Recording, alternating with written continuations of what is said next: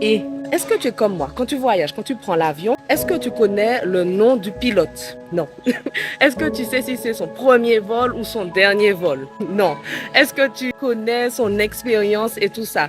Non. Mais pourtant, quand tu vas dans l'avion, tu lui fais confiance, tu es tranquille, tu es détendu.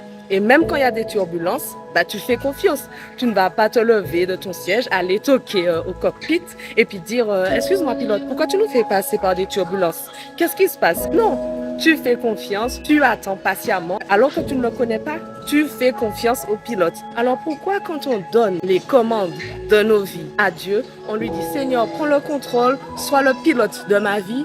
Quand il y a des turbulences, on dit Seigneur, pourquoi je passe par ça? Seigneur, mais qu'est-ce qui se passe? Pourquoi ça m'arrive? Non. Quand on a confié notre vie à Dieu, quand on lui a donné le contrôle, il faut qu'on soit détendu et qu'on lui fasse confiance. Parce que dans l'avion, on ne connaît pas le pilote, mais Dieu, on le connaît. Et plus encore, il nous connaît et il prend soin de nous. Donc, on a encore plus de raisons de lui faire confiance quand on passe par des turbulences ou quand le vol se passe tranquillement. On lui fait confiance. Il est expérimenté, c'est lui qui dirige toutes choses, c'est lui qui est au contrôle. Donc si tu lui as fait confiance, continue et ne stresse pas. Tu passes par des difficultés, tu passes par des turbulences, fais confiance au pilote de ta vie.